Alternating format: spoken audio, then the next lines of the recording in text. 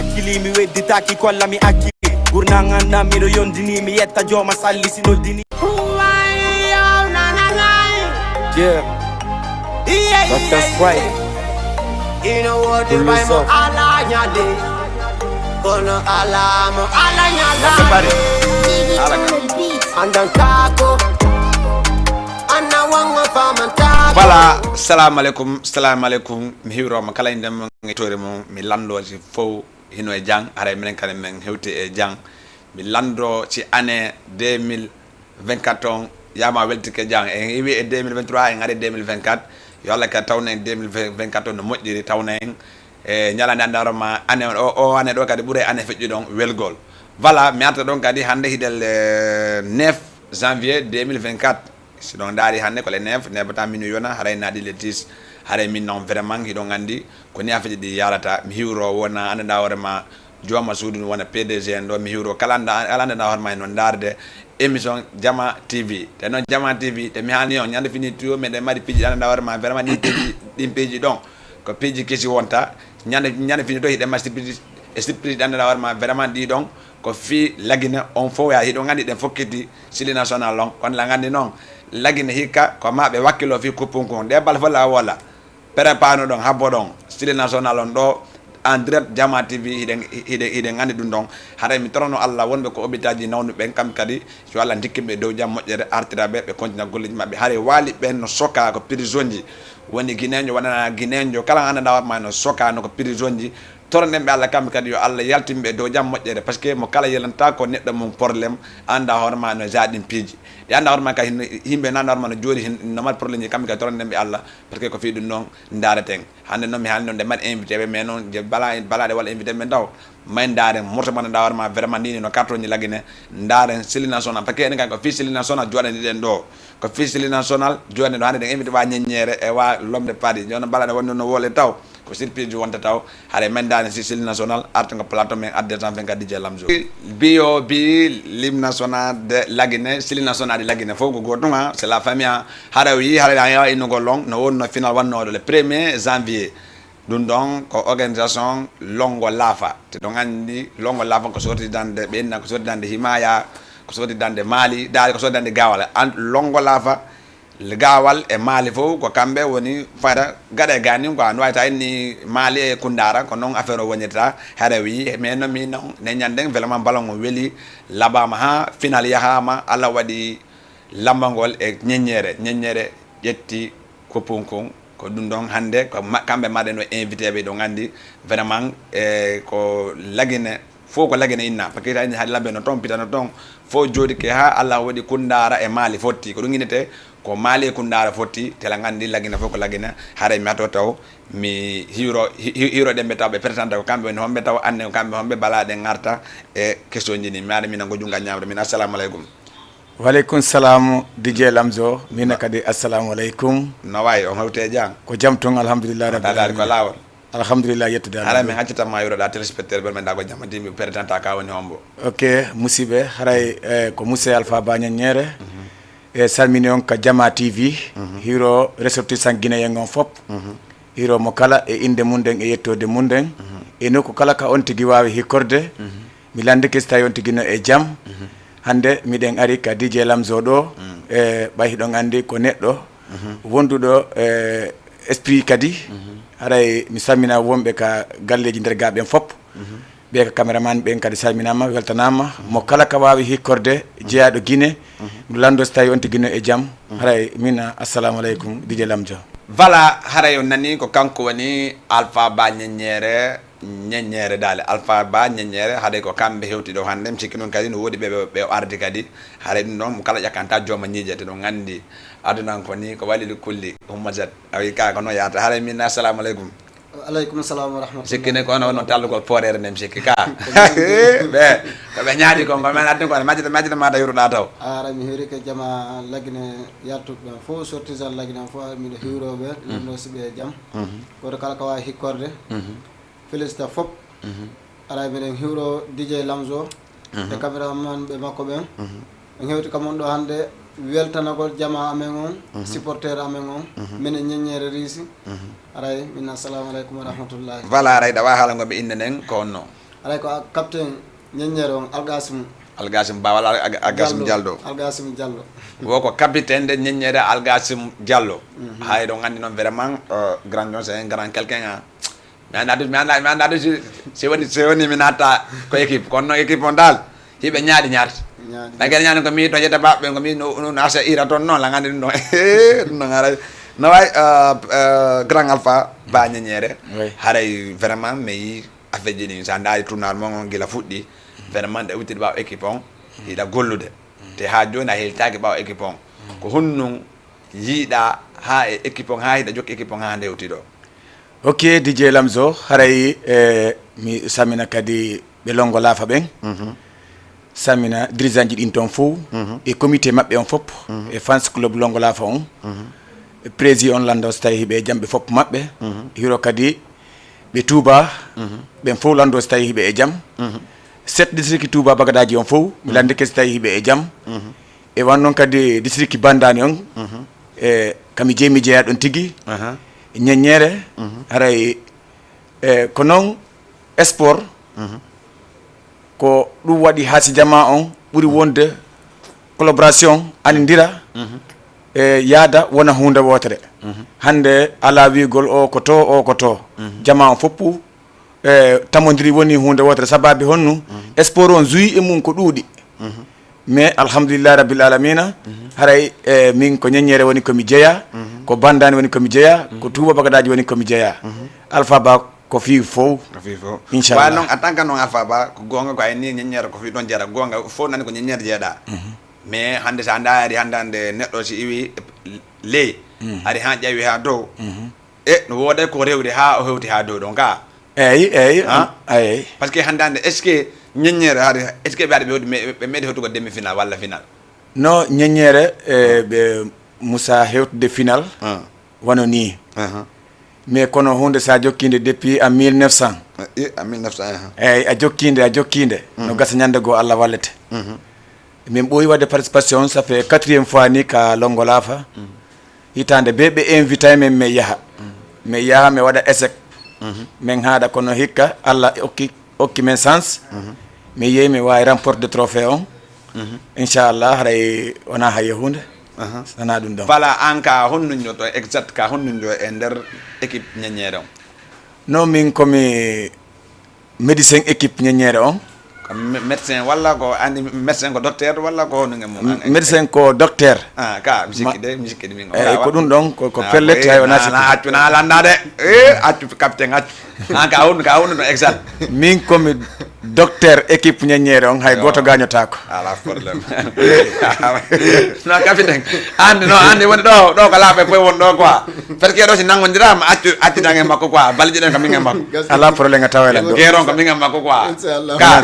an kadi gueron ma minen andi gueron ma ko woni gollata mo kala golle mum ko alande a fami ka ok joni par exemple en tant que capitaine vraiment mi yi neñanden capitaine on jouama premier poule wodi poule go on piyama goddi go on gagnike est ce que ko honnu an kadi ɓurrata haala ko fi ɗum non parce que minen min sikkude ha est ce que ñeññere jottako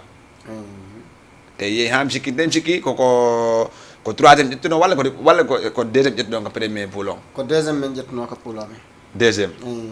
joni noon woɓɓe inni taki sa daari wona carton ji ɗi nduuɗi e mum probléme ji ɗi nduuɗi woɓɓe inni vraiment ñeññeɗo ɗo naati étranger naati yalti ha ɓe wole est ce que an ɗum ɗon joinoma e hoore ne an no journo langi hoore nem moƴƴa par ce que entraîneur amen on min juidi e jaga probléme heeɓi seeɗa ɓe yilti kalongo laafa toon ɓeni ɓe régla affaire amen on ɓe yewti mais no Allah waddirta ɓay si woni Allah moyanima yawtugol a yawta e tun kanko ko tawimi ka place an wonnimi tigui tigui ko massinil ɓe okkimen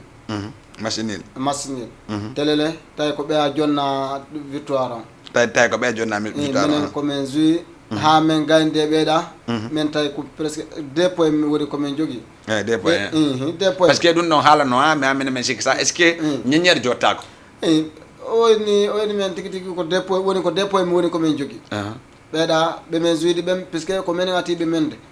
probléme yani e mum ɓenni joni ɓe remporti victoire ɓe jonni ɓeeɗa men ya woni min mi famal law exact afana kono exactement mi ya yawal fam entraîneur amen ha na men parce que kambe on yaade yirda e dirigeant ji longo la fadi après de men arto non men tay yewta do ha kadi woni nder ko men hebi 2 points do men ko men wawata qualifier kadi hay 2 points on qualifié on qualifié ko on qualifié non ko wonna carte walla ko beji di on bur don dudu ko walla ko non parce que andi ha hande mi sikki de 2 points qualifié nali goddo ga ha mon 2 points qualifié nali goddo jono on 2 points ande ko bay ka ko tele wonne ko ma labare feji mais ko ma hitti ten affaire on fi go si aroyi ara en tout cas be jonno yama 2 points be qualifié arabi wala parce que medi wadu goddo ko do woni on ben jeu de premier match men nil deuxième match men pibe men ya dernier moment men hebi problème be remporter victoire be jonni be be hari ko victoire équipe go onon ardon ko terrain be yarali non mana men premier match amen on ka stade Demba Diop men wad match nil men ari entre amen menen e jaga Blaise Diagne men jui men gagné be woni ha ka dernier goal amen on addi erreur seda sonka match ronkil gasude men hoti be yewtidi kambe dirigeant longo la fa be ni joni ko be da do hebde dum do parce que ko joueur jo amen memmini histoire ko be da joni tete victoire men continue donc woni kambe on be yara tom horeji amen dimbe haalnaali men are 3e match amen men joui donc kadi me wadi machine kadi joni comme ça veut dire on premier match on joue on hebi 1 point ka deuxième match on ko on pi mais on wadi son kamba don ha pira ma derton ha joni tay kadi don kadi hari ko non gagné don kadi ga hari ko menen gagné comme ça veut dire be joni ton victoire don kadi be joni be da victoire be joni be la victoire arto don kadi joute don gagné don mais joui donc kadi ko match nul ça donc kadi ko match nul donc kadi ko match nul awanon do wana hala non dun do dal mena me faama do ko la ngandi santi ari ton quoi santi ari jon non immi don ardon kadi bay dun non feji bay wayewtama don ha joni woni on qualifié beeda ko sab kada be jodindira walla ko sab faute mabbe jodindira walla non sab carte je den ko carte je ndara quoi ok joni wi don non après be qualifié don ardon quart de finale mais ngar quart de finale kadi quart de finale on bay be ngari tay tigi joueur be amen même premier kamen nanno dum da be falno décourageade ka wonno men qualifié quart de finale joueur be amen ben alhamdulillah be ari bon courage kambe ka wonno men qualifié don ko be hebi courage modja mo men yewtude mo wobe nanono do en qualifié mais wakili non men wallindiri men jogondiri mais woni hunde wotere no men mijorno mais Allah walliri men non kadi ka quart de finale voilà ayi affaire din ko Allah o kata changer mais non wodi jar ha on hewti do wande vraiment wakila ndonde mi yey an en tant que capitaine mi eno neji dak da fifo wala da fetto ko sabu no wadde no hare ko fi arbitre hulu wala ko fi onno no arbitre on men ko ndo woni 4e fois men yaw ko mana mamaji ko mi wona éliminé de ko fo ko quart de finale me wona éliminé no me wona éliminé de non meden okki arbitre jidi no tawra e mun seeda ko dum do watta ha goddi go men kaasa kadi ko dum don kaasugol ngol ko dum don goddum parce que wata yaade notagol goddo hitande be tata ko problème arbitre on ti elminir tama voilà joni non yi don hika vraiment on ko ma pousse on ha hawti final joni an ko honnung hebuda e final on parce que ko wawasi wadi haray woday ko fille ga boy hande ko honnung gila yetta final on ko honnu yida final on aba men hewde ba men ha men hewti final men buri mobilisade kame wanno 50% fo mi wadi en 100% ka mobilisation ngame kiba dirigeant jamen din ha zero ben tay min ko mi woni capitaine ko no tay zero be yerbu mi wa yewtude mu wo o jonna lan courage mi do wawno wadno e didi o jonnam mi en 100% kankal tay donc ala problème inshallah puisque ki bay demi final ha ka final do mimmi do mari en 100% courage kan ok voilà mi arta grand alpha docteur ko docteur da jongo gam docteur mi tamade parce que da nani docteur ko di goddo pelesi ndarta be nodda docteur ara ko non wayno gol docteur on hen budani ko do budi antenne don ke tami alpha bagnere hoccike ciowtike fifike pettike ko sabu won waji dum no ok andi taw DJ Lamzo be mi jokkodiri ben tawo mami salminaɓe seeɗa ɗum noon fof en gada salmi ngol ngol eyi par ce que nde wondi e équipe monɗa hoorema ɓen ɗon kamɓe kadi hiɓe woni en 200%. hiɗa andi ɓoyama wiheede ka goɗɗo ko welo ka ma ɓuranma wallahi e ñeññere ka wonno ko ñeññere won yaade o sport ɗo wimi alhamdulillahi rabbil alamina mi ƴettan ni Allah waɗi min bokkuno ka Touba Bagadaji rawani min ƴetti trophée min e oɗo ari miɗen ton ada ɗon ton kadi eyyi donc minen wonno champion de Touba Bagadaji on ton kadi bo hawru ka lamma ko kadi ko champion kamɓe kadi ko heyde ko maɓɓe ga a faami bon ɓay Allah waɗi mi ruttike ka Longolafa ɗo wimi noon to so miɗo wanno 150%. mi ɓeyda ɗon 150% fi kañeññere wona 300 par ce que si mi ƴettani district an on ko heddi ko secteur an on haɗay ɗon on carriére on moggo woɗɗike mais Allah itti ka wawi ɗon ɓe mi wondi ɓen wono monsieur président Amadou Ba e Sellou Bari antenere on e président on kadi monsieur Ibrahima kañum mati e ma yeto e groupe ɓe mi jokkodiri ɓen fof tawi minen fof miɗen waɗi collectif woni hunde wotere miɗe yadde hoore laaɓal kadi te équipe on ko équipe fof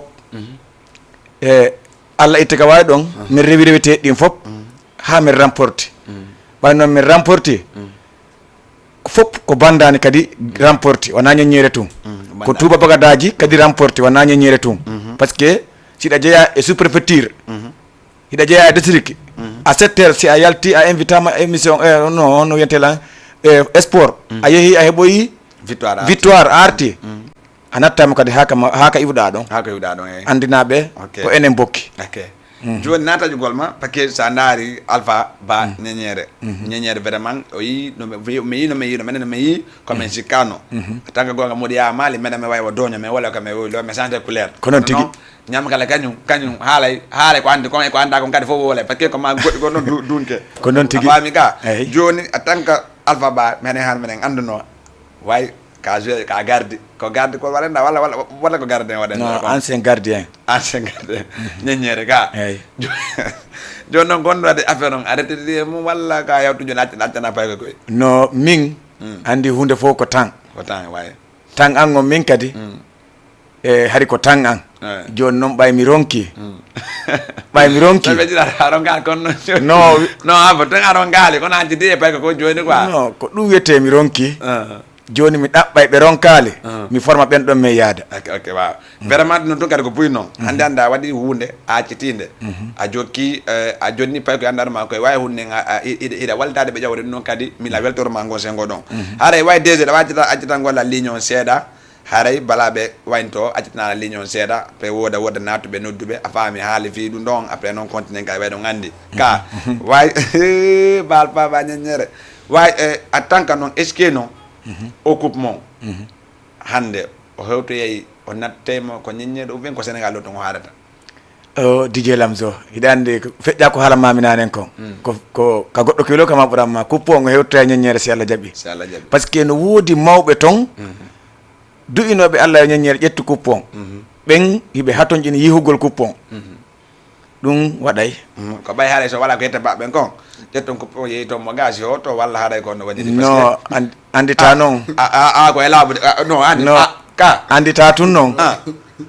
wata ƴaw ka waade ño'a leydi kono noon ande woɓɓe ko inna joni jonte men kuppon min jonna mbuuɗi ka paquet menen faala kadi organise ugol te trophée ko souvenir no trophée normalement trophée ko mi andi fi coupe si hande iwi onon ɗo ara e ɓiɓɓe mon tawa no jooɗi e salle walla no jooɗi ko président o won ɗon erde faala yugol o on ara yo ɗum ɗo hunde kaje meɗi ƴettugol ɗum ɗo ka ko noon eyyi kono DJ Lamzo ɗon coupon minen si a heeɓi ko a tañƴinanoke a heeɓay Allah okkima a joguitora ɗum juuɗe sappo par ce que ka wonɗo coupon no waali ka président haray mi ƴetta goɗɗo ko ligne wa allo assalamu aleykum allo oui. No wawi grand ça va bien.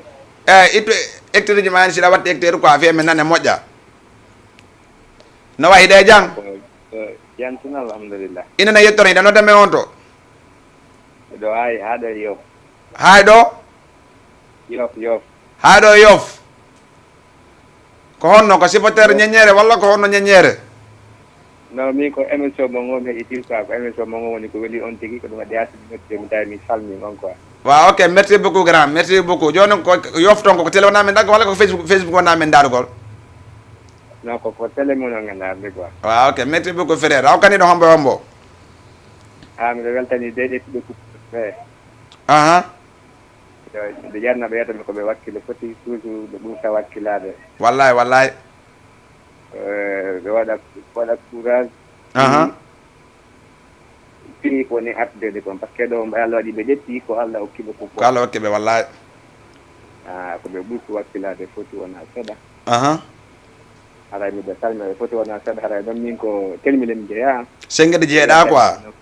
foti wona seeɗa par ce que en fof ko en guine awa ɓeeɗo ko onon on par ce que taɗa ari sengede ñeññede fof ko gotunga par ce que ko parti go to fayda eyyi ko parti haray ɓe salmina foti wona seeɗa ɓe weltana haray min salminongo fof mo inchallah koyen goto si Allah jaɓi wa ok frère merci beaucoup nani ok mawɗo ko goto salminama ɗon ok voilà nija haray ɓennala refti toon seeɗa ɓawo ga quoi a faami ka haray ɓennala refti noon seeɗa way en tant que kadi capitaine on ni par ce que hannde si woni ɗum ɗo waɗama honno nattama coupe nattama wona alpha bañeñe to nattata coupe on en tant que capitaine on kadi par ce que buy innayi kadi vraiment yeeɗo buy innayi ɗo menen min accitata golle amen nde mi ina mi yaha ɗo e golle puyna walla goente etele darale sport o na puydan hande sa yi woɓɓe gono wona jerɓe men yewɓe Europe no joude ɓen wona ɗum ɗo acci mi jetta goɗɗo ko ligne walo assalamu aleykum allo no wawi ça va bien comme kuppanan ɗon garala ki koɗo a faami kono oɗon mi andi koma télémille ni quoi ko siɗɗo DG en ɗo quoi ande ayta jonnala hirande ala probléme a faala ta jonna hirande nani dije PDG amen gon koma télémille ka yo a faami ok la ande mi ara tun wañalan so taaro mi yettotako madame ba yafode ko ɗum ɗo mi woli ko PDG mi woli fi mum voilà tant que capitaine woɓɓine alata heɓata tan fi yawgol toon fi ɗum ɗon est ce que hande si nayi narama nattugol toon est ce que capitaine on e joueur ji ɗin immotoya non ɗum ɗon mi waɗay ɗum journoɓe ɗo ɓen ɓe wawi ɗum paquet ne ñande waɗe match de gala waɗɗo inchallah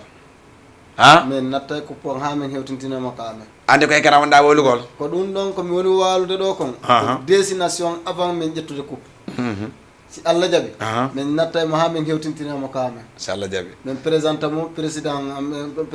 on e ɗum ɗon fof e mairie on e maire de Touba on inchallah par ce que hande Touba ñeñere ko Touba Lamoura normal préfecture on e maire on fof ne doit annugol ka voilà ƴetta goɗɗo ko ligne walo assalamu aleykum voilà ko noon affaire yadata way ñeñere ɗum ɗon ko min questionnetema ɗum ɗon a faami ka ɗum ɗon ko min questionnetema ɗum ɗon est ce que ñeñere na organisé ko tournoi à Dakar no ñeñere no piiji ɗin fof no nder toon ƴettumo allo omi ƴettata wa allo assalamu aleykum no wawi ça va eɗa jang allo a faami oɗon nda wawimo bloggol ma ala probléme a faami est ce que ñeñere no wawi organisé gol ɗo tournoi oyi andi ñeñere ko 7 heures ñeñere ko 7 heures ñeñere tun mais 7 heures no wawi organisé gol par ce que tan ndaari ñeñere bandani si moɓodirama ha dokan ɗon ha goyndi ko dandun ɗon e moɓodiri ɓe waɗi sortisande de bandani organisation ɗum ɗon normal ino wawi wongol hay ɗum no leyi no defede ɓendali taw kono no gasa Allah taka wawi ɗon moƴƴina affaire on tournoi district bandani on no miijo ɗum dirigeant ji ɗin miɗo hiroɓe ɓe fopp maɓɓe wono monsieur Diawo Timbo Abdoulaye Kula Wurundu Pate Bañañere Saliou Balde e organisation bandani on fof mi lando so tawi ɓe jaam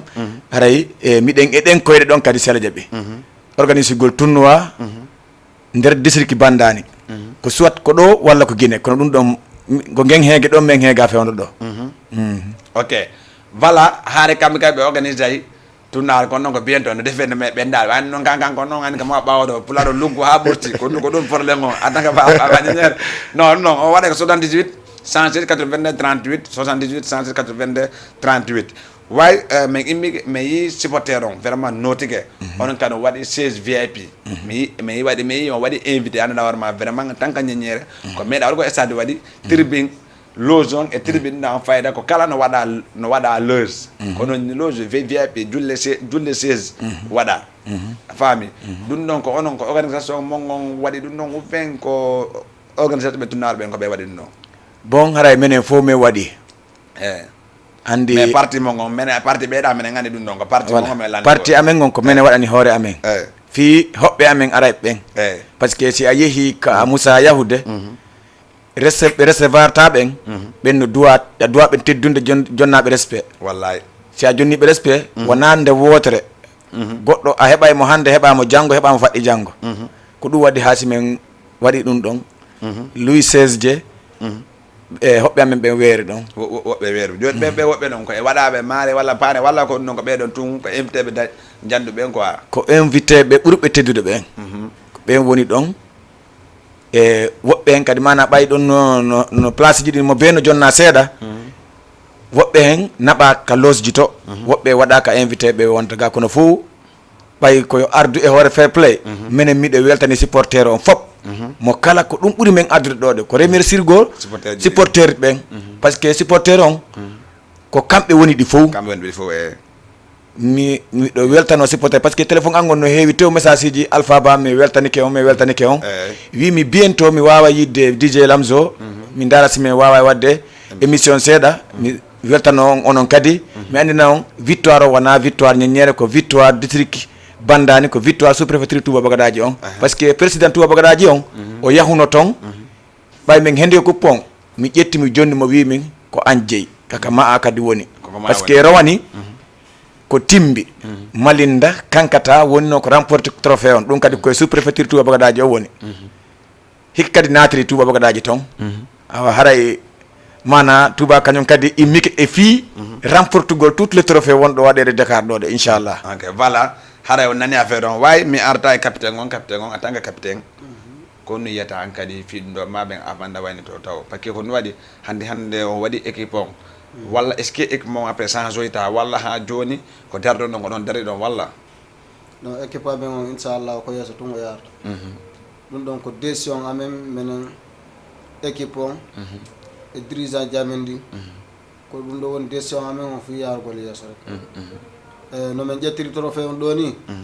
beydani men fo courage men burtay mobilisade kadi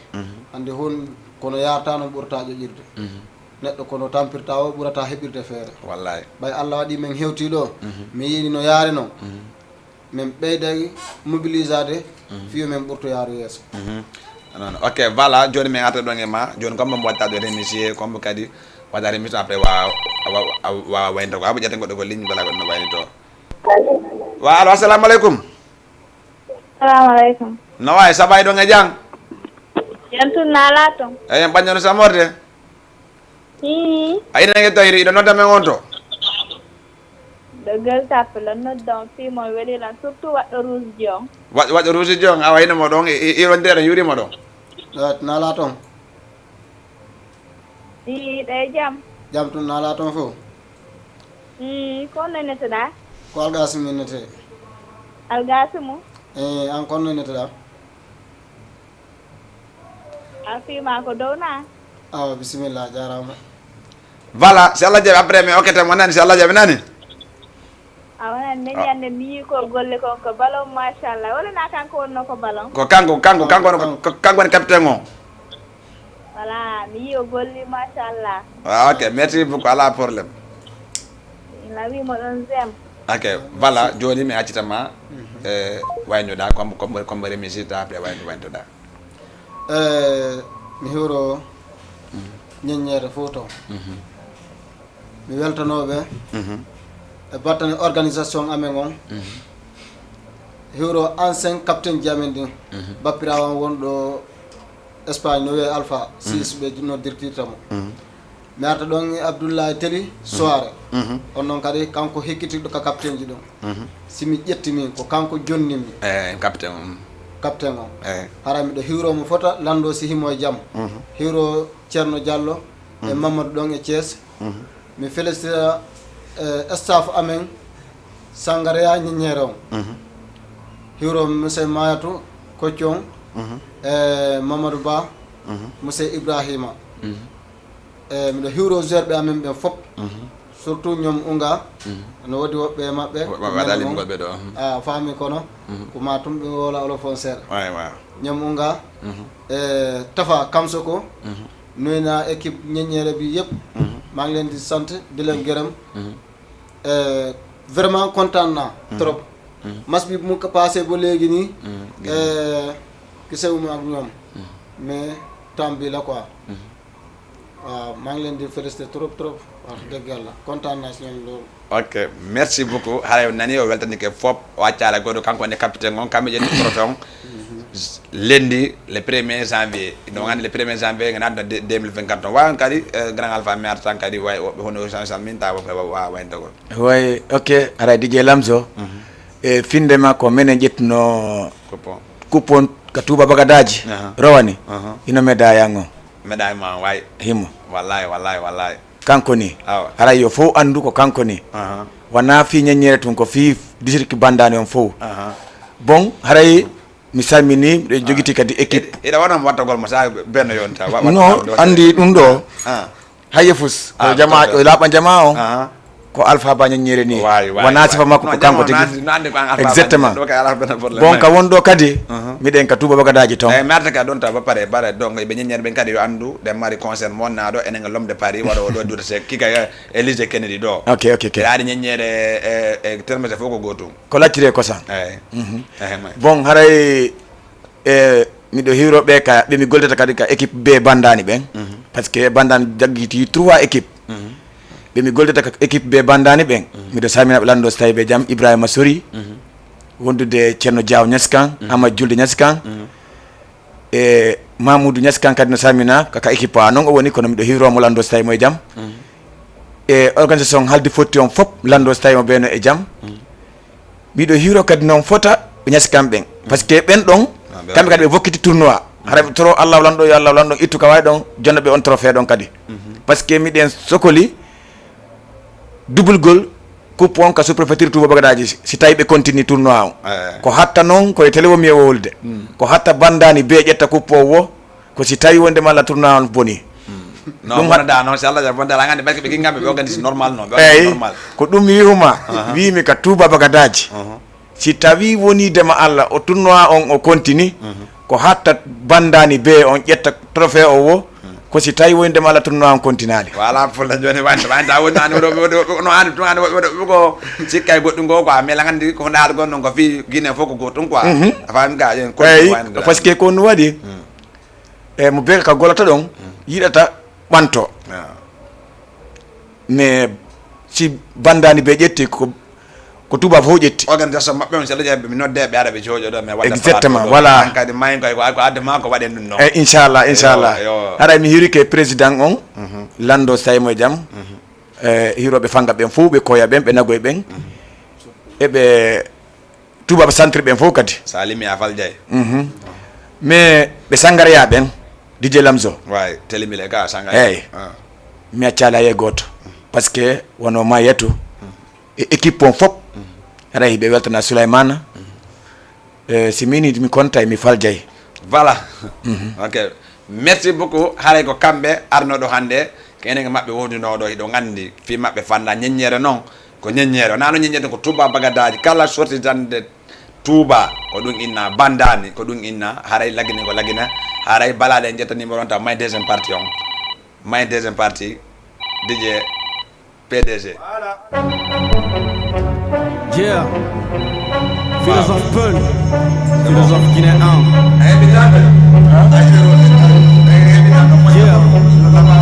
Yeah, wala Allah hay fuso mara, awdi bay kun kunna kundara, imuna anto ina to may yara feta bura fay ko ila bendara, bata clash tan say oto agara hida nyawalan tu ngamara hay gara, ko mi suliye ko be lalla yara ko si golle fewi si arsikera, ko nyukuntu fi budung ayali ko tukun ombi jitung, ko gil ku wari likung ayali ko bokkum bori nyikung, botum borni kung ino danda bobon kudda kung, bezo partun soda kun suray buri festu nyawla kung, Mido yo idwa e barki nene jara Miro wembi sida feti na tundara Komi bandi kono jemma layla miro wirdo jara Ibe andi mimi muti naide pay kumpita ama Mido yobi dwae barki nene jara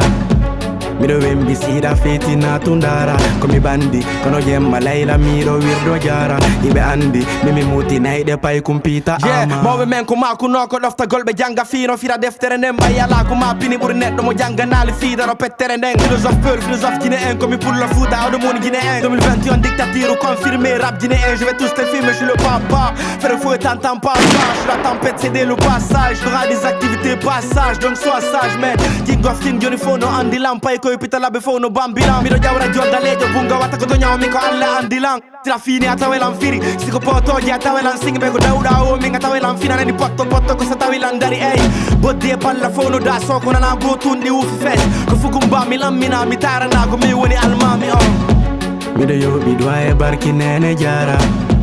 Mido wembi sida feti na tundara Komi bandi kono jemma layla miro wirdo jara Ibe andi mimi muti naide pay kumpita ama Mido yobi dwae barki nene jara Mido wembi sida feti na tundara Komi bandi kono jemma layla miro wirdo jara Ibe andi mimi muti naide pay kumpita ama Nit Day hamba bam Nitu dek Du fàtte mbokam xippil xool déglu bu baax yaa ngi yéeg nit du fàtte fu mu jógee xamal sa bopp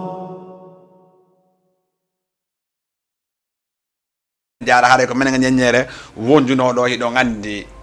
trophée mabbe vraiment be jetter feon la bama équipe la bama joni kare ngale deuxième partie men bala deuxième partie do ngandi non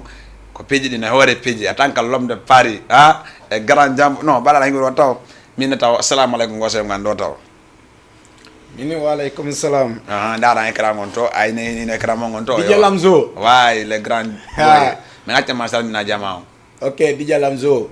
ça va ila ça va haray me de hero me de lando jammo haray ko min tigi jallo jamboy jeyrado hay yidar fatia haray mi hiwri que tous les jeunesses termission for district ji di jeenay donc avant tout d'abord mi do weltani mam de hiwrima 200% hay wona 100% parce que tanani hande me de joni do à cause de DJ Lamzo voilà jorba hirto woni ala benna pour les haray wi ko kanko woni jambo e fatia vraiment kanko do yuri kay majjete gam deuxième partie on kadi mina assalamu alaykum waya dem wa alaykum assalam wa rahmatullah avant tout d'abord weltano fo way meden e jang men hewte jang alhamdulillah mais weltano wonbe suivre de Jama TV ben fo waray mede weltani be hore dole aray communauté Guinée wonbe Sénégal wala hikorbe wala étranger fo haray no weltana weltora haray toujours men arido pour andi gollom piji kesi ko men fande ni ko acab li jelam voilà harawi de wondido hande sorti jande termese woni termese ha kundara wala termese no wala kundara parce que hande adna ko sabla ko sabu hare DJ Lamzo ko fi fop na pitana labe na mamu na kindia na kanka na zero kore hara yo ko jambo grand jambo e fatia wonde ndo e l'homme de Paris artiste janda war ma kanka no woni no wadde affaire de musique te la ngande non vraiment woni histoire di do wadi ha hande hewti do hay so wala image mais histoire on holli kanko vraiment no mérite hewtugol do no wadi hare minna way l'homme de Paris vraiment me hande jodagol ma do ngon parce que hande en tant que l'homme de Paris ko nu yata parce que hande l'homme de Paris woni yeyno Guinée wadi tourner arti Sénégal donc avant tout d'abord ko hewbe yimbe hewbe no daylan walla minana yimbe buyno hala inna no l'homme de Paris mais wayri mo nande fayda woni un an o yaltinandi son pourquoi ça ko on du wadi mais en fait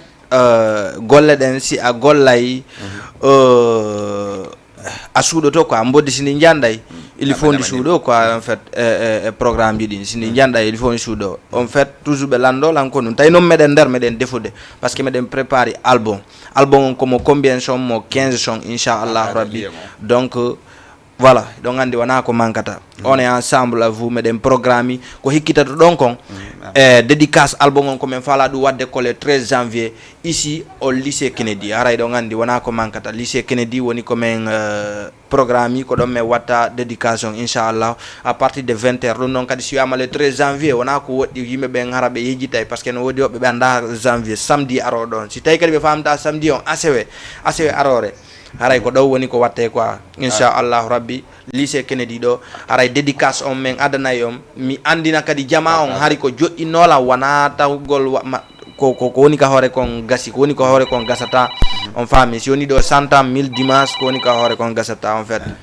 voilà ƴette goɗɗo gol ligne abdita kupanalan taw ligne on taw haray allo assalamu aleykum allo no way ça va ɗon e jang Masuɗo jantu no way ina ngettoni ɗano tame gonto ngor ha mariama ngor wa ok wa ko no yiɗa émission o émission o welila moƴƴano ok merci beaucoup balloyo kala sañedano ok ala problème ok tanani awa salaje jarama émission o wodi moƴƴano ok merci wa merci directeur hara yon close do seda wore ko men landi no après on si wobbe go nata fama donc ay ga voilà hara ko no yarata hara yo yi l'homme de Paris vraiment o yi lagina o arti be toti dans terme ittimo lagina addimo do fi concert wado le 13 janvier do Élysée Kennedy hara merta jamboy Fatia le grand jamboy Fatia way le grand jamboy Fatia hando on mobiliser ke on dari on tawi ko pay ko mo andar ko on pokki parti goto ngacciti archibe dudugol lagina on dari on tawi dans l'homme de Paris. Oui, bien sûr. Donc en tant que l'homme de Paris ko pay ko men ko ngandanda horema pay ko ngandanda horema haray ko pay ko wona pay ko labi ko pay ko seran lagga ka haray no weli wallahi donc l'homme de Paris o holli kundara termese vraiment ko don o jeya donc en tant que préfecture Koundara jeeɗaɗo sous préfecture Termese district Botomeli vraiment meɗe wiyamo merci parce que depuis min fuɗɗi e o tournoi ɗo de e Termese ɗo de donc en Dakar ɗo de haray l'homme de Paris no woni yeeso amen no woni ɓaawo amen donc min tawi mi watamo yoɓude sina menen kadi min hollamo ko menen kadi woni l'homme de Paris parce que o holli ko kanko tigui woni et sortissant mais joni en tant que l'homme de Paris vraiment on nani lagine vraiment ene fo ne gandi o waɗi toon toj o waɗi Koundara o waɗi Termese o ha waɗi Touba hande ha waɗi ha Salémata ɗo Sénégal ɗo joni hande o hewti ɗo on déplacé mon addimo ha comme Sénégal ɗo o waɗi concert le 13 janvier on faami waccitino fo on addimo hande ko honnu wolanta fi famɓe ɓe anda hoorema vraiment e falnoɓe mo yigol mo hande no falnoɓe yigol mo hande yimo ok min ko mi wata inde ɗo fans ɓe l'homme de Paris ɓen hande l'homme de Paris ko l'homme de Paris l'homme de Guinée l'homme de Guinée ouais. Les Guinées Sénégal tous les Afriques de l'Ouest Afrique de Centrale donc les grands centres parce que si tawima Allah woni no woɓɓe no yiyamo e TikTok walla no yiyamo e Facebook walla e télé meɗen invité ɓe haray inchallah le 13 janvier e terrain Kennedy e Colobane ɗo de Lycée Kennedy on haray meɗen invité ɓeɗen à partir de 20h hay 5h du matin ɓe yiya ko hombo wiyete l'homme de Paris parce que l'homme de Paris wo ko pay ko gandanɗa hoorema waɗi ko winanen kon donc woɓɓe no inde wo l'homme de Paris donc ala e wadde albonji yaltina mais chechir min lan tawtimo ɗon de par ce que ɓe wi wo boddi sina hindi faala jande wo mandi maro mandi takko donc ko ɗum waɗi sa yi l'homme de Paris no deƴƴiti mais fewno noon mi andinte ilandema Dakar ɗo de ha Lagine Koundara ha Salémata ardi kiidugo ɗo de hiɓe andi ko mboyete l'homme de Paris wa ok no fof ɓe gandi no ala probléme jaɓɓe gara kadi étape ji way l'homme de Paris way vraiment hande hikka a hewti c'est la première fois bala gandi l'homme de Paris ɓoyi takkago mais hari a meeɗa ka waɗanede concert ɗo tela gandi no woodi kadi artiɓe ɓuyi hade mamoni kamɓe ɓe ɗon ko surprise a faami tawaɓe e concert on joni ko honnum yiyata an kadi a tant que première fois a dama Dakar haade Dakar mais a waɗanama concert avant tout d'abord ko weltanagol fans club on weltano organisateur ɓe weltano wano o grand diando grand jamboy frère boy termese mi wiya Lamine Touré l'homme de IFDG kanko kadi aram do weltanimo parce que hande sa yi neddo ko yimbe ben quoi en fait eto heba yimbe ben après a heɓa e mbuɗɗimi parce que min hannde sa yilan kala mo mi gollidata mi darta saabu mbuuɗi mi gollida e ma si a ari mi tawi a ala ko joguiɗa kon ko ɗum wonɗen golludude ayi si a ala kadi a wiiɗa faala mi wallete kadi si tawi miɗo wawi komi wata komi yiyat komi wawi kon ko ɗum wiyete min haray miɗo weltani mais est ce que l'homme de Paris ne ñanden min mi coupalma mais il faut que l'homme de Paris ne ñanden ko en live joata walla ko en play back walla ka honno l'homme de Paris joata nde ñande yimɓe ɓe yoɓe ar humpaɗo o yo ar o anda miɗo wawi live hewɓe andago e hewɓe yiyaylan hewɓe no ɗo nini ɓe anda ko musique hombo tigi woni komi watta on faami kala noon bit kala instrumental mo wawɗa lan tegande e hoore woni ko joueteɗo façon mo teganɗa ala womi joué woni reggae woni mamaya woni afro beat woni rap ko falɗa womi jonete ok joni est ce que no lomde paɗi ma hollirgol ɗon hayso ko freestyle um seeɗa ɗo wawi hollirgol ɗum siɗa faala mi fuɗɗoray taw ka afro beat wa may miya e bebi miɗo yiɗuma iya min ko ammi falla hore ande Musa ilan siyarali min do mi fetay hino maka wonki amme mudo mawoko minga musata iye naunata mi ona mo ko awoni leki jangol angol hida hidila kadi mi do hiduma koya holola baby mi do holima I love you baby lawne pari way ko gonga tami ata kadi bakene nyanne be ni ko en concert à live en poda voilà ke concert on jibi boyni ni ko menen sina poda me yata main ko poda ka seeda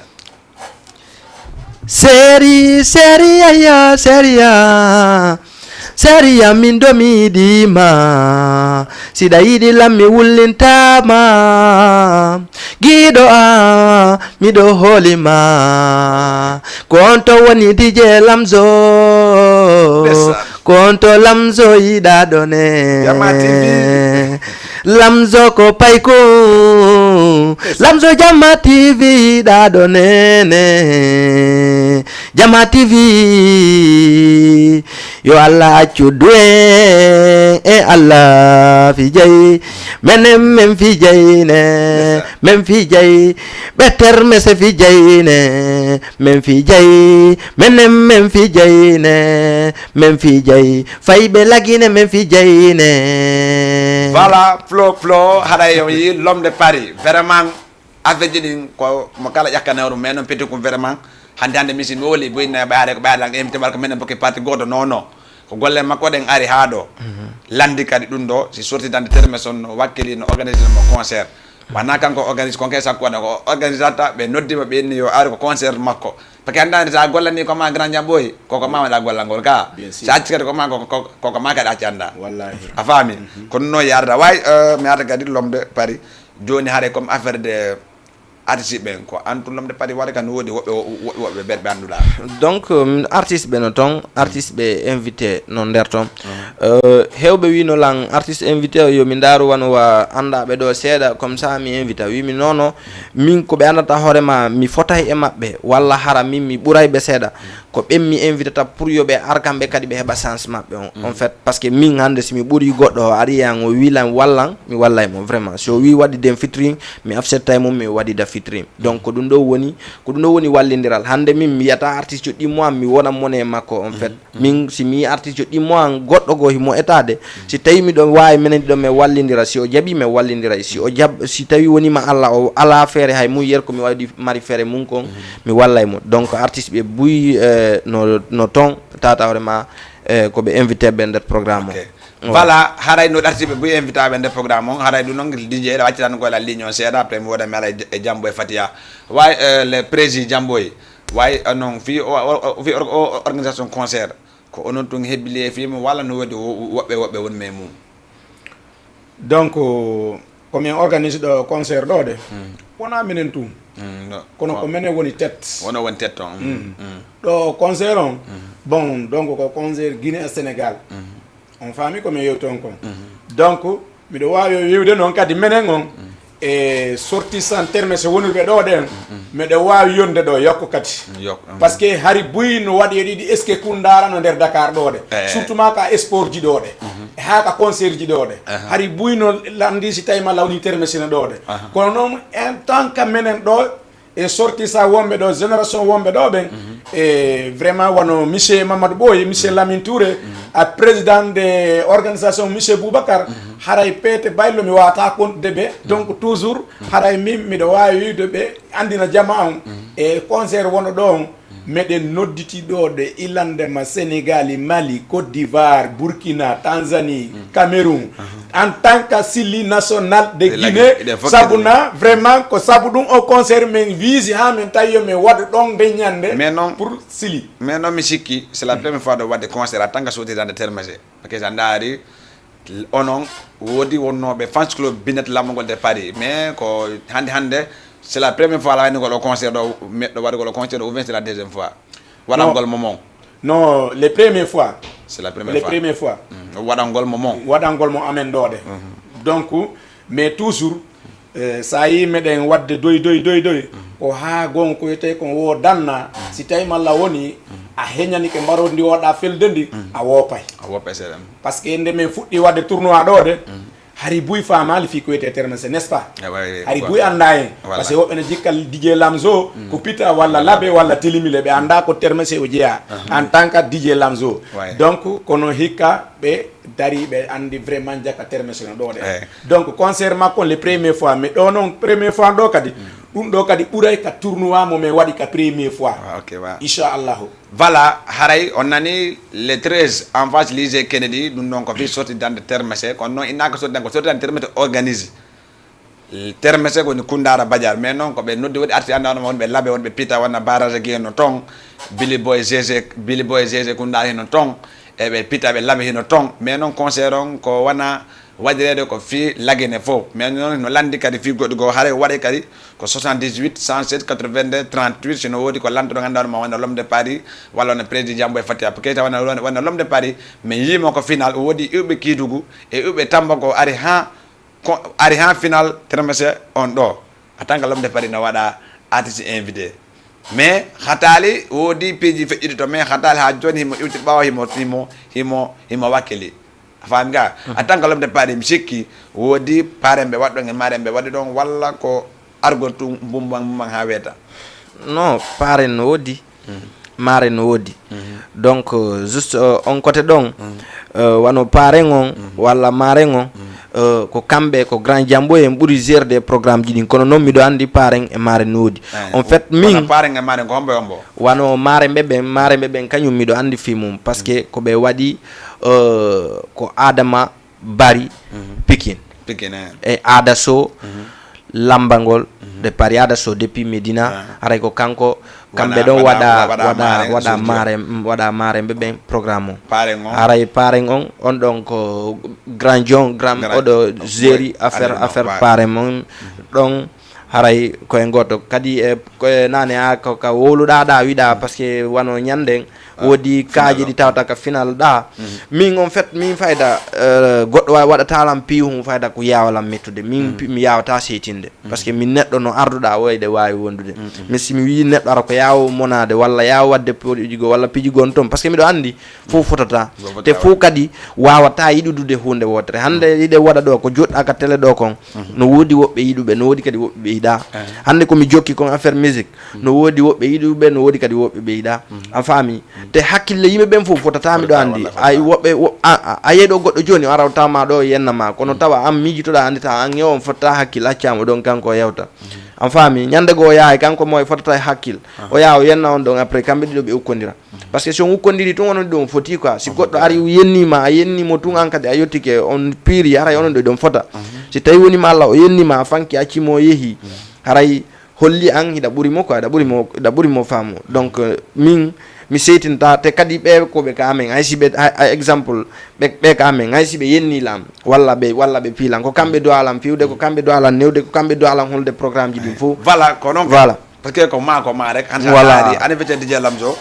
vraiment jama notike haysi na ida même haysi be ari to ko jallu kol ma dum to ko buyno wallahi to kan dande ci poussede ko ma pousta ma bonega ko ma bonadama vraiment non nga fedi yarda way haray on wana président boy wana tikeji din e VIP wal lozon haray ko honna fedi woni yaru gol ton donc dum don fo sina meden préparer dum don fo no woni impec wana honna parce que wana entraînement ko 3000 wala VIP ko 5000 wala ko na fero yaade parce que yare no wodi empty anda warma be non ko lozidi donc meden jogi ton de VIP 5000 meden jogi donc entrée 3000 francs de 3000 donc fewndo ni kadi non no wodi wombe yawde yeeyade ton si tawi malla woni a sohli wono min jamboy si a noddi lan ka numéro téléphone ngan ɗon de a wawa lan heɓude mi yowama yeyde avant a yawde toon de donc ɗon meɗe wawi yeydema ɗon de avant a yaw ton ata ɗon ko yata toon kon haray prix o wona haray prix on wona gotu wawata wonde donc so tawi malla woni a noddi kadi Lamine Touré ɗum kadi fof no wawa heɓude kanko l'homme de Paris donc ɗum fof haray no wawi wonde donc ɗum ɗon on fof comme ça veut dire no wodi tikeji avant concert no wodi kadi entrée avant jour ji parce que no normalement per van no wodi de M500 jour ji 3000 parce que andare goddi sodi avant concert on ko non buta yombo hedi jour concert on oui mais non kadi sa so dal kadi hawto concert on kadi fo ko VIP 5000 comment dire VIP 5000 dum do entrée 3000 ara fo ko goto fayla ina te quoi parce que ene fo gene fo goto mais fo no fota dal quoi oui ok way l'homme de Paris mais yido afeji buy en cas de vraiment ida wakili da wadde affaire ketti do varati mi jadde goddo ko ligne do wa allo assalamu alaikum Alayhi salam, DJ Lamto. Way grand John, way ça va? Ça va bien, nala ton. Jado hido nga jangi nga to hido non dame honto. Mamadou Lamine Touré. Wa depuis honto. Depuis Ferno Saido parcelle. Parcelle ka, honto parcelle unité 10 wala unité honto. Wa unité 10 way. Way tanka grand Lamine ngare match tahiru rata l'homme de Paris do tay jambo e fatia balala me ngara do. Oui, no wonere me weltani ke ondo moja. Aha. Oui. Aray do weltana to onon kadi. Me weltani ke do l'homme de Paris président Jambo e Fatia. Weltani ke kadi président boy dunduji kanyum président organisation frère Boubacar Saliou e Sellu. Merci. E wonɓe ɓen ka organisation fo wata e limu sakko faljen. Aray do weltani communauté Guinée wonɓe ka sare ɗo ɓen hop. De weltani kadi wuri giɗo jama haray tigi o meɗe weltori arrivé maɓɓe on ka télémon to meɗe weltanima DJ Lamzo meɗen encouragement kadi haray toujours kadi koye goto way gara Lamine mi arta si a daari artiɓe boyno ɗuuɗi laggine ɗo mais hande yi paygo ko vraiment ko waɗi Guinée en fo e yi image ɗiɗi e yi laggine toon vraiment gonga go inte ko himo fusi laggine toon on ngacciti ton fo on noddi on ittima laggina on addima fi concert ko honnu waɗi haade waɗi haade waɗɗo nun no hika voilà andi DJ Lamzo kaɗuna ɗo ko yiwɗa o ko yiwɗa kaɗa ɗo ko jikke quoi wallahi wata e goto jaaɓu bonnugol jikke wallahi ko teddugal ngal woni fiyon fof si tagaɗo teddinima noon ara an kadi il faut teddinama quoi par ce que neɗɗo fof neɗɗo no yiiɗi kañum kadi teddinede quoi wallahi sa teddinali noon hoorema karan heɓiroyta kadi ka yaston teddinoɓema way donc ara l'homme de Paris ko paykum jeeyaɗo ko dara ha termese ara l'homme de Paris o waɗani termese ko anndanɗa hoorema termese fof hayso moɓodiri watamo kañum kadi yoɓude wallahi donc ko teddugal makko e respect mo anndanɗa hoorema ko joguiti kon e ko yiɗi ka makko kon e ko yiɗi kadi culture Guinée on ko woni e wadde kon e o respecti kon ɗiɗo fof waɗi ame yurniti min golduno e maɓɓe ka ballon ɗo artiste ɓe hewɓe surtout noon kanko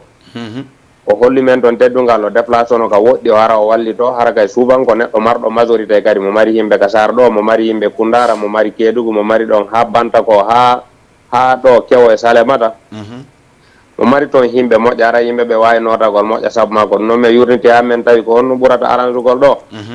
andi termese no ƴettunoɗo coupe haray ɓe waɗi préparation fi nattugol on coupe ɗon joni noon avant ɗum ɗon haray men tawi ɗo e to yehede yomin profite o andi noon organisation wela fi kono en tant que siɗa wondi wono frère Jambo e Fatia ɗon e président ɓoye dunduji e ɓe ka organisation termese toon a wondi e sugu ɓen ɗon tun kala ko memmin ɗo wo haray piiji ɗin ɗi wawa e hoyde quoi haray ko ɗum waɗi men jooɗi men calcule men tawi komi wawata waɗande ɗo lomde pari o organisangol mo ɗo ɗen concert spécial men noddita guine yimɓe ɓen fof ɓe wawa en notade ɓe anda enen kadi haray tigui tigui on hiɗen tawa e programme yiɗi nderga ay ko ɗum ɗo voilà gara Lamine wallay sa daari vraiment comme no yirɗano rek hande bo bedin ko wana ɗum ɗo wana par ce que enen fof eɗen gandi vraiment ko watta ko kankadi imo wawi ɗum ɗo a faami ka haray ko mojobere termese nden ko on noon sortidande termese om sikki immi hino waɗandemo ɗum ɗo ka ko mene way joni noon est ce que par exemple no wonde yiɗi kono lise kene ɗi est ce que jamma on fi sécurité on est ce que jamma on wawa heɓugo sécurité ene ñanden ha aduna haɗa jamma on no wawa nottogol affaire on oui ko no woni déjà lamso andi wano dimanche passé woɓɓe innunomen men holluɓe salon me yeyi min holliɓe no jamma woni e noddirde ko ɗuuɗi ha ɓurti wiya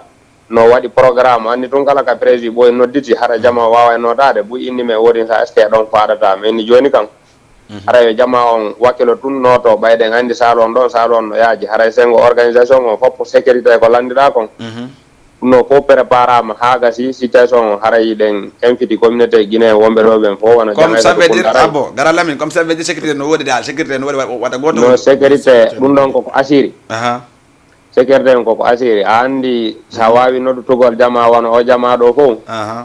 aray président jamɓo e fati a ɗe balɗe fof ko ɗum ɓe woni dogore fi récupérugol suguɗin piiji no ɗi wawata timmirde hara erreur heɓaki wallay aray ko toriɗen tun jama guinéen ɓe wawɓe notade ɓen fop koyoɓe aru ɓe arda tun e nede teddungal artiste ɓe invita ɓen yoɓe wakkiloɓe déplace o ɓe ara law hara ɓe wonali toon ha niɓɓi ɓe nodde ɗon inde maɓɓe ara ɓe hewtali ɓe aro e affaire on déborde haray ko noon toriɗen kono sengo sécurité on e ko yowitore organisation nder toon par ce que andije lamso e hoorema eɗa nder ok voilà kadi ko an jogui direction on nder toon mi ata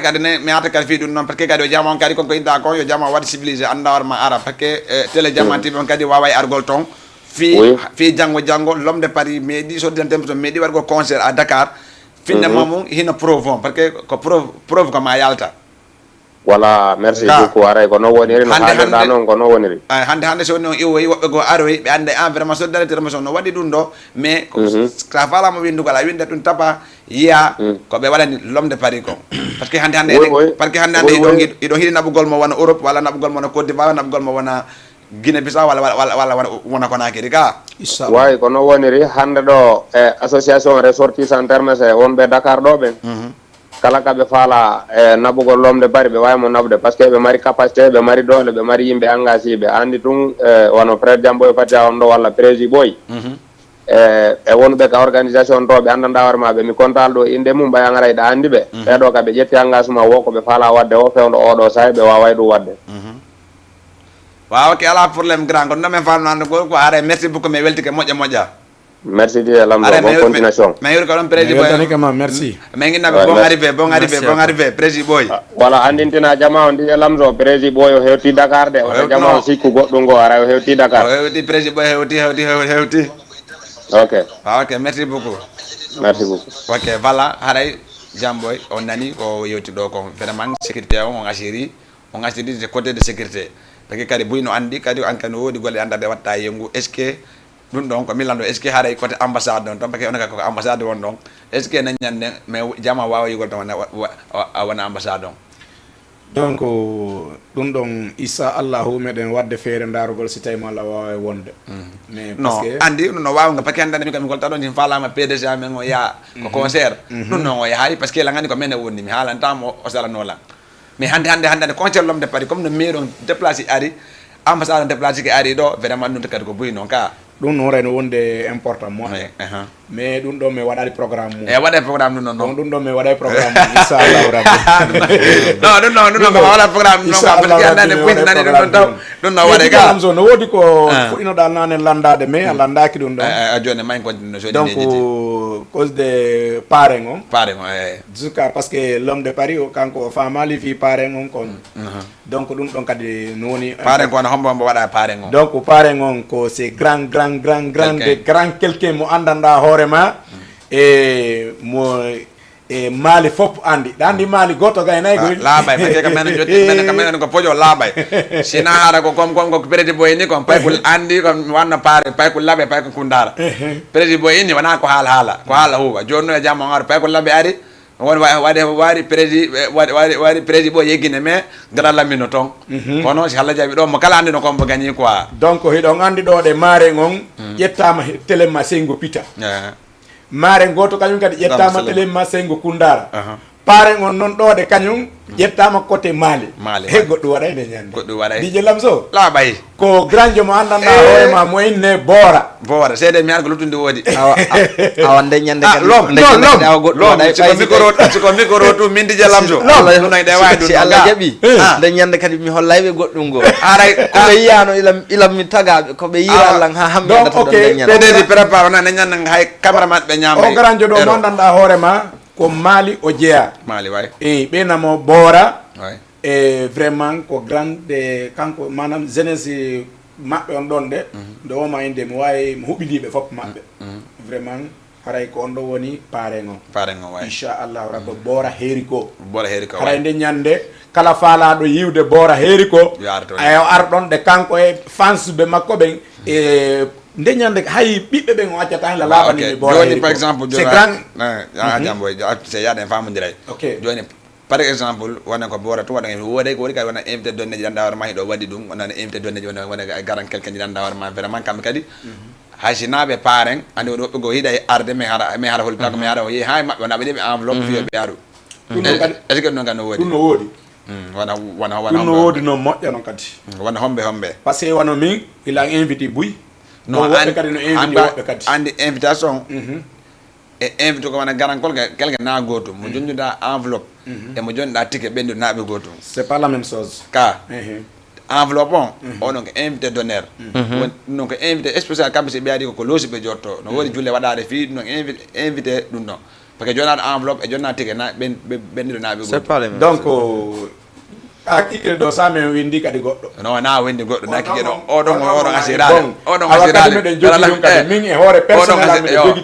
meɗen jogiti kadi joni aɗa men gaɗa ma way oɗo ko ono wañiri ɗum ɗon ka programme ɗum ɗon no woodi ɓe invité ɗo gaɗa kona grand mon moƴƴa vrai par ce que mi invité ma concernant on voilà par ce que min miɗo mari ɓe antawrema grand quelqu'un ji ɓe antawrema mi sustawagol programme hara mi halnali ɓe ta hiɓe faala hiɓe welanno yomi heeɓu programme tawa mi waway ɓe waway déplacade ɓe ara par ce que ɓe landi kelam ɓe noddilan simɗo guine Conakry hede fof ɓe landolan an ko honɗum hatta waɗa programme ɗo hara mi waway yewde adanamen enveloppe invitation haysi mi yata mi wawma soutenide programme ji ɗi ɗum ɗon no woodi ko mankata inchallah rabbi nde ñande kadi surprise ji buy yaltay par ce que koɓe yimɓe ɓen sikkano ara min miɗo wondi e mum ko nde ñande ko ɗon ɓe ɓeyyete no voilà way mi sikki kadi l'homme de Paris si Paris Sénégal compte fokkita way si mi wiɗo ara le 27 inchallah miɗo côté Koundara termese donc haray ɗon ton ko voilà haray si iwi ɗon ɗo tañƴini wonoya e lundi on hikkitoɗo no samedi on hawroyta e lundi on voilà haray miɗo côté ka maison des jeunes centre Koundara inchallah haɗa ƴetten goɗo ko ligne bala no wayto go walo assalamu aleykum aleykum salam boy no wayi koto Amadou no wayi ça va na layma hiɗa e jaam jantun no welde no golleji jam ɗum haray ɗa hewra ɗon weltana kadi ko na jam kadi angi ɓe joɗoɗa ɗon fof wallahi merci beaucoup haray ñeñere ɓe weltanama ɓe wakkili ke quoi garan alpha ñeñere kamɓe yalti ɗo joni final o min yawno min daari dogno e jaam min arti kadi e jaam gonga ɓe wallahi garan alpha hooli fof alpha ba ñeñere o haali fof fof yadama e needi famre quoi wallahi yandira kon dal Amadou allo en tant que kosi haray l'homme de Paris no wagaliji considéré ɗo samedi arowo ɗo te dañi l'homme de Paris ko jibinande mi sikki honto salemata walla honto donc l'homme de Paris ko jibinande termese honto waɗata botomeli jibinande termese botomeli ko lise kene ɗo monument Colobane ko ballon heɓenno ɗon tourno ara ko heɓenno ɗon awa Allah nemo tawna en quoi haray ko e samedi oɗon kosi fof ɗon ha banani ala probléme quoi ok merci beaucoup après ɓe haalani numéro téléphone ji ɗin ɗo après faalaɓe tikeji ɗi gaɗa wawa ƴettogol ɗon quoi ala probléme mi noddoyde on tuma ok merci ko Amadou voilà hade be ka be kosi te be kam ga be dudi de andi kosi en kosi de no yandi no yaaji wa joni me ngardan président boy avant ba pare avant da waynto joni hade comme soko di tikeji din wa da went gono wodira info live on moy numéro ma téléphone on hade kala fa soko tikeji do waade noddu golma. Donc avant tout d'abord kawondo taw hilan salmina fans be fop mabbe 9 district on fop mi hiwri kebe lando jam mabbe donc mi wawata kontude district ji di sorti sans terme on fop la hiwrobe ha e be yidar mi jogi petit ngoto be no Ba Souleymane on no Gambi parce que kanko tigi o wino e kaw no l'homme de Paris dum no hida wadde attention parce que Gambia aray goy non Souleymane Ba o yo aray kanko Souleymane okay donc o yo aray no dum don hay wana kanko aray de hero ben don e fans club be andanda hore man l'homme de Paris ben donc haray mono fala tikeji dingo haray mo way nodde lan 77 727 95 65 77 may 727 95 65 haray der Sénégal ko jang boy jallo tunje on don e jibinande kundara termese a yidar fatia. Ok joni ko mbo wantira dum fi madango no fo wol daga andi son hoti madango e onde donc mi do wawi hiwrade don de ko addi kon taw vraiment mi weltano l'homme de Paris mi weltano ma an tigi DJ Lamso donc mi weltano grand be amen ben fo mi weltano président e CRD amen on donc haray mi hiwri kebe mo parce que be déplacer no lagine be ari ha be hewtide maire amen on donc Bousiri Lambangol haray mi weltani kebe me lando ci tay mon lawni hibe jam donc mi hikkan don de vraiment c'est mon bébé le mon frère andi go ayi mono goy donc pété indi doko la babe Mariama ay donc haray mi do hiwrobe mi do lando ci tay mon lawni hibe jam kambe e faybe be fofu haray mi do hiwro kadi wono kanko ti Laminatu mi do hiwro kadi Mariama kadi Kermasara haray lan hiwro kadi Mariama kadi wonirdo Kermasara haray lan hiwro kadi do de e fansube kanko tigi monsieur Mamadou Boy. Merci beaucoup. C'est wana continue ara yango merci beaucoup. Donc andi men do bagge ma repensi dudi tum madame ta wote opéré. Non madame non ko fima ko bedo fop mabbe. Il y a pas de problème. Way l'homme de Paris haray men accitama ko honnu wadda wajal ko honnu maranda jama surprise na nyande. Komi halam ma kontum parce que presque un an mi yaltinani song hewbe no ide mi yaltini nyande audio buy no sikude mana hari wayri quoi mi yaltini goddo nyande be inni ko wonda do kon fo an presque un an a yaltinali son ko son goto aduda meden sikude adday goddon ko buri dum mi andina jamaaw mi do prépari album inshallah album mom presque o pari album on o sonji din fop di mama donc featuring no ton Billy Boy ZZ no der ton Barasagi no der ton donc voilà surprise buy no der ton donc mais ala e compte de faux cliché no der ton donc haray ender on album kadi mi do prépare inshallah ender album on des clips e majji inshallah donc non mi wawa andude ko honde tigi mi yaltinta album on kono inshallah ender concert on woday hewdi e majji di anata tawre ma mi waday di dédicace majji e nder mum donc surprise ji buyno ton di anata tawre ma mi yewtadi parce que no buyno ton minima ha joni be anda quelqu'un be anda tawre ma mi do jokkondi be anda simi do mari ménagère be anda be simi ala donc inshallah mi halata ka plateau do inshallah nyande mi yaltinay be inshallah ko boni ménagère on ko hondungi kadi parce que hewbe andira lango e ménagère hewbe be anda mais donc mi andinay be mi hebi ménagère te kadi mi hollaybe parce que si yo yi programme bi din change tum ande no wodi ko wadi quoi wodi ko wadi quoi parce que 2023 passi 2024 donc inshallah ko min je 2024 inshallah wana goddo donc hewbe biyayno hala voilà ta wodi awadi gollo en ganda parce que émission on hewti ko lanni ba pare joni ko honno wantu da don e ko honno aka fi info live fi tikeji din sino wura ka fala gare participer gol fi concert wala ni concert on heewi participer gol fi artiste invité on donc inshallah ko jango ko lo tirata e fi artiste be invitabe ben foko jango ko lotiro de kadi artiste be invitabe ben fomi do torobe inshallah yobe arlaw heure kabe jennado yobe respecte heure parce que ko dum do woni nafa mi artiste biyer ko mi do ka kileji kala do ka yade kile mo tay la no anda kile dum ngaray si setande hoti voilà mi yer ko mi invita ko fu si be wadi kabe halani lang heure ɓe wilan 20h0 20h0 time ɗo toon si ɓe wilan 21h0 21h0 time ɗo toon yera concert ji ɗi mi invité ɗin fou donc artiste jon wata accu ha ka fin ka gasoyta ɗon 2h 3h aroya inna tigi tigi a faala après joude hara hewti ka grand ka artiste jo jon concert on ka doa ƴawde ɗon ara inna ƴawde par ce que ara ya créé embouteillage donc aray ko ɗum ɗon mi mari komi holla aray info line ma ba pare aray ɓe wawi nodde ka 77 981